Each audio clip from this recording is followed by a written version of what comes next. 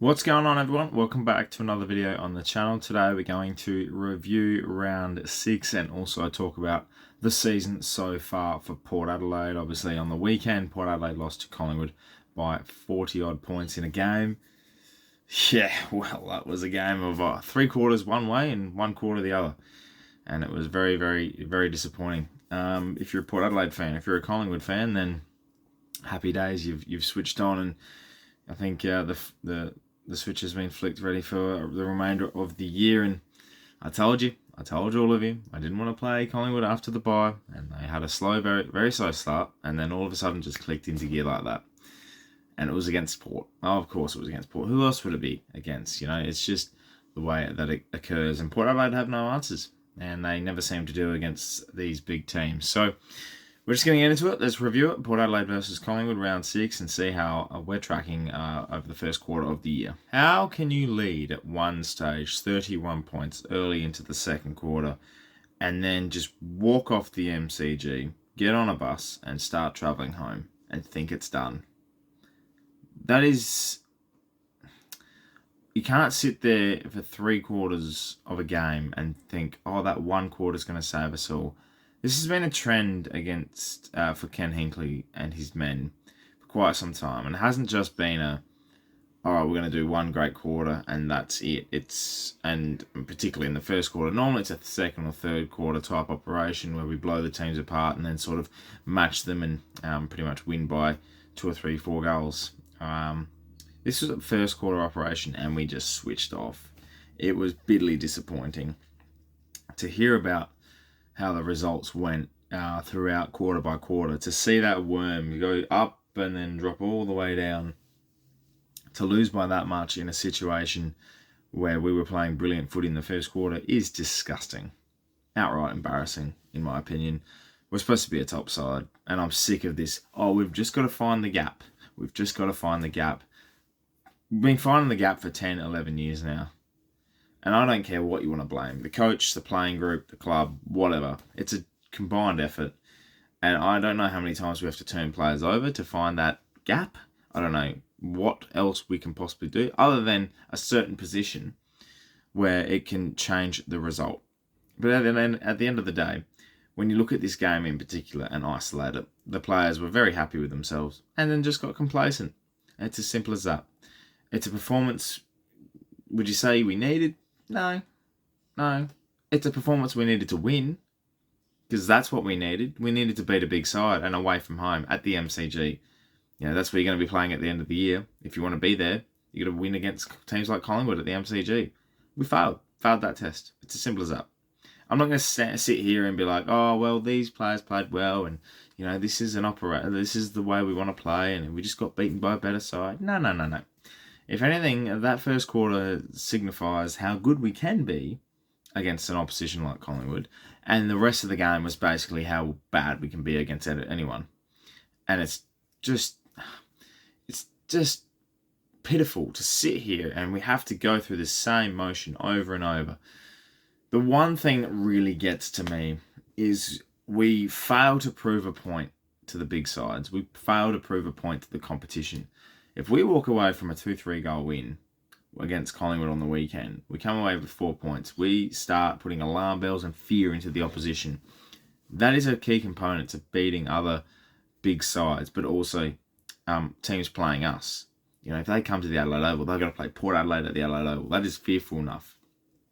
Or, you know, Port Adelaide are travelling over. They're going to play a team at their home ground. It's going to be like, oh, well, you know what? They travel well. You know, that's fear. You don't put fear into opposition sides when you go over to the MCG and you play Collingwood, you lose by 40 points after leading by 31. I'm sick of the statement of how good can they be. Why can't we just be good? Why can't we be that position already? Why do we have to find that gap? This is my thing. And I knew it as soon as we entered this year. I've every year been excited, but this was a different excitement for me this year. I think I was more reserved, and we got to the point where we bet West Coast, bet Richmond, 2-0, yay, terrific. We got early wins on the board.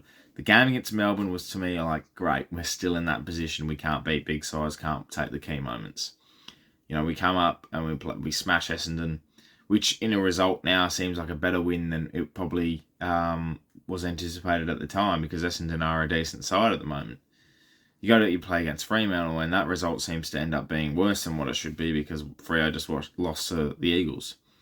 So you're 4-1, you're coming out of it, you've got a sample now of what your club can be. And we play Collingwood at the MCG, and you're leading by 5 goals early in the second quarter, everything's going well, your good players are playing good, your players are gelling, and all of a sudden the opposition gets momentum and you crumble like a well-cooked steak, like you crumble off the bone. Like, this is what really gets to me. And there's a couple of things I want to question. And it comes out of the no big scalp concept. That whole tag on our name of I haven't beaten anyone good, and we get it every single year. We are home and away season bullies. Of course we are. Look at the finals record. There's no shying away from that. The fact that we come out and say we've got to find it and we're not there, how many years do we have to keep finding it? What are we finding? Are we blind? Do we know what we're looking for? Do we just go out, recruit players, have a happy family, and don't have that edge? I thought we had an edge, or a bit of aggression against Essendon, about ruthlessness, where we can put the foot to the pedal and just say, nah, you're not getting anywhere near this for 4 quarters. And I thought, holy shit, we found it for once. We're going to have a year where each game we're going to have that extra level and we can go to it. Nah, it was a one-off. Play Collingwood, you crumble. 65,000 people. Embarrass yourself again. Opposition fans coming out calling us names, and you're losing the respect that you build every single year. You put a question mark on yourself like we always do. I'm not here to bag the club. I'm not here to put a negative spin on everything, but I'm not here to cover up the cracks with wallpaper and say, right, well, we're gonna bounce back against St Kilda next week. When you're pressured by a premiership team like Collingwood were last year, and they come out after the bye, they're fresh, and they put you to the sword, and they play like a team. That's how they play. They play like a team. You got players like Will Hoskin-Elliott standing up. Every single player had a certain moment in the game. They don't have to rely on one or two. And this is where we crumble. Because if we don't have our stars performing, Rosie wasn't as good on the weekend. Butters was good. Horne-Francis was good until he had cramp, which is, thank God. We don't have anyone else. And we come into the game, we're like, oh, no, we're not playing Dixon. This has been a decision since the start of the year. You're playing Collingwood at the MCG. Dixon's taken 2 contested marks last week. That's the only 2 he took for the game, but he stood up in moments. Where's our players? Where's that leadership standing up in moments? And this is the other thing I question, is our leadership standing up? We have a young leadership group. This was the question mark on the leadership group I had at the start of the year. Are they going to stand up in big moments? We know Rosie, Butters in particular play with flair, and they can stand up, and their leadership is quality, and I agree with that. They did it last week against Fremantle. The 3 names, Rosie, Butters and Horne-Francis, stood up and got us over the line. But when the pressure is on in the kitchen and the heat is there and your team's up against it and the other opposition's running away with it, who's going to stand up? If one crumbles, they all crumble. We don't have a strong foundation enough to stand up in those moments and go, you know what, we're going to bounce back. And we did a little bit. Like, we kicked a couple of goals in a row, sort of fought a little bit back, but then, we just make a couple of mistakes and then that's it. Turn around. Why is it a 73-point turnaround? It's embarrassing. I can't believe I have to sit here at round 6 and make these calls and talk about this topic. But it's been happening for so long now that we end up just in this situation, and fans lose hope. They're like, oh, we're going to find it. We haven't found it in the previous years, so what is the expectation to find it in the next 18 rounds before finals if we even qualify?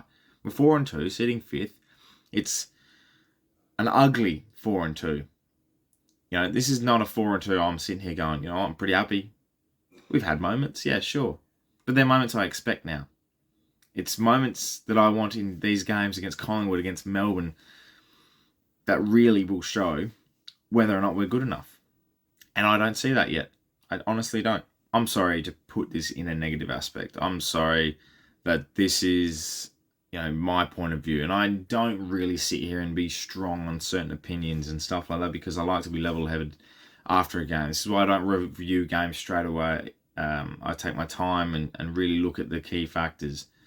But when you're getting smashed in contested possession, KPIs like we should be winning inside 50s, and we average more than 2 shots a game than the next best side in the comp, and we're not even.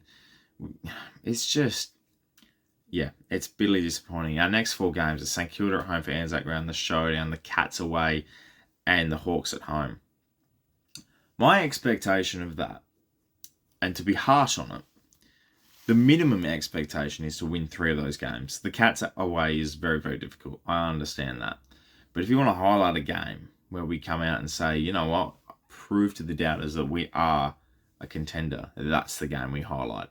But first of all, we've got to get over a St Kilda side that just got hammered by the Dogs on Thursday night. They got embarrassed. They're going to come out. They're going to bounce back. St Kilda aren't a shit team. And they had one bad week, and those results are going to happen. But we've got to come out and say, you know what, we're not going to stand for this sort of reputation. Beat who you beat who you play, and just go from there. That's our next 4. This is the time to sit there and really find what it is that's proving to be such a hassle when it comes to these big sides and these big scalps. Why can't we get them? That's the question. And that's a question I'll put to all of you guys. So let me know in the comments below what you're thinking. The thought about the result. It's a hit. 40 points is a hit, especially against Collingwood, especially away, especially when we've been happy days. Not anymore. Time to get the head down. Time to get it out of the arse and actually put it to work. Thank you for watching, Port fans. I know this has been long, a little bit of a rant, but I had to get it out of my chest. So hopefully you're feeling the same. If not, let me know in the comments below how you're feeling as well.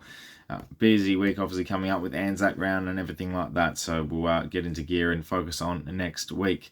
Thank you so much for watching once again. Make sure you subscribe to the channel if you're new for plenty more Port Adelaide and not Adelaide, absolutely not. Port Adelaide and AFL content to come your way. My name's Anthony, and as always, ThePear.